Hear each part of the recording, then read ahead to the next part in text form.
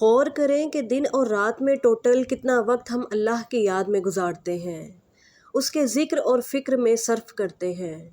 اس مصروف زندگی میں ہم ذہنی انتشار، خیالات، وسواس اور مختلف طرح کے رویوں کا شکار رہتے ہیں۔ دنیاوی معاملات ہمارے ارد گرد ڈیرا ڈالے ہوئے ہیں۔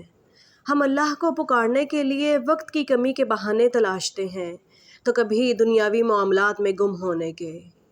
کیا ہم نماز میں خالصتاً اللہ کے لیے حاضر ہوتے ہیں؟ اور اگر ہم یہ سوچیں بھی کہ اللہ ہمیں ہر وقت کتنی نعمتیں دیتا ہے، تو کیا اتنا وقت بھی اللہ سے بات کرتے ہیں جتنا ہم اپنے موبائل کو استعمال کرنے میں لگاتے ہیں؟ اور کیا ہم اللہ کو اس طرح اہمیت دیتے ہیں کہ جیسا اسے دینے کا حق ہے، اور خالصتاً اس طرح کہ اس کی ذات ہی عبادت کے لائق ہے؟ کیا ہم اللہ سے ملاقات اس طرح تیار ہو کر کرتے ہیں، اہتمام سے نماز ادا کرتے ہیں جیسے ہم اپنے کسی عزیز دوست سے برسوں بعد ملنے کے لیے پرجوش ہوتے ہیں؟ لیکن افسوس، ہماری عبادات اور نمازیں خشوع و خضوع سے خالی رہتی ہیں۔ ہم کسی بہت اپنے سے تو اتنی محبت سے مل لیتے ہیں، لیکن وہ اپنا جو ہمارے دلوں میں بستا ہے، ہم جھانک کر محبت و عقیدت سے اسے نہیں پکارتے، اور اگر پکاریں بھی تو سرسری ذکر کے بعد اپنی ذمہ داری مکمل کر لیتے ہیں۔ اور کیا ہم اللہ سے اس طرح ملاقات کا شوق رکھتے ہیں جیسے کسی بڑی محفل میں کسی خاص مہمان سے ملنے کا موقع مل رہا ہو، اور آپ تیاری میں دن رات لگا دیں؟ کیا وہ رب اس لائق نہیں کہ جو ڈھلتے سورج اور نکلتے چاند ستاروں کی گردشیں مقرر کرنے والا ہے، کہ اس کو بھی ہم اسی انداز میں پکاریں؟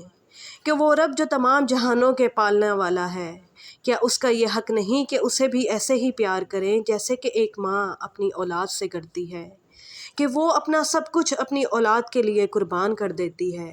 تو وہ رب تو 70 ماؤں سے بھی زیادہ اپنے بندے کے لیے بھلائی چاہنے والا ہے۔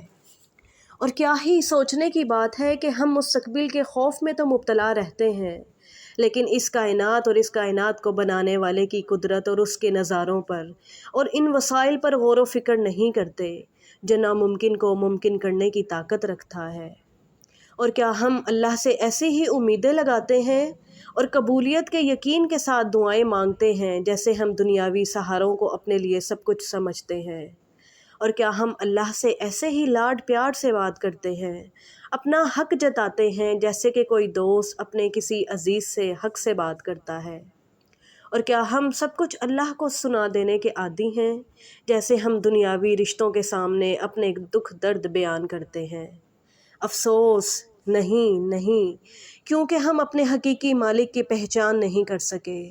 ہم پھر بھی روتے ہیں اور افسوس کرتے ہیں کہ ہمارے ساتھ کیا ہو رہا ہے، ہم اپنی زندگیوں میں کہاں کھڑے ہیں، ہم ہر میدان میں تنزلی کا شکار کیوں ہیں، ہم آزمائشوں میں گھرے ہوئے کیوں ہیں، ہم مایوسیوں کی دلدل سے نکل کر کیوں باہر نہیں آتے؟ کہ یہی سب وجوہات ہیں کہ ہم اللہ سے اپنے تعلق کو مضبوط کرنے میں ناکام ہیں۔ ہم اپنے رب کے بجائے اس ختم ہونے والی دنیا کو ہی سب کچھ سمجھتے ہیں۔ اللہ رب العزت سے دعا ہے کہ اللہ ہم سب پر اپنا کرم فرمائے اور اپنے رحم کی نظریں فرمائے۔ آمین الہی آمین۔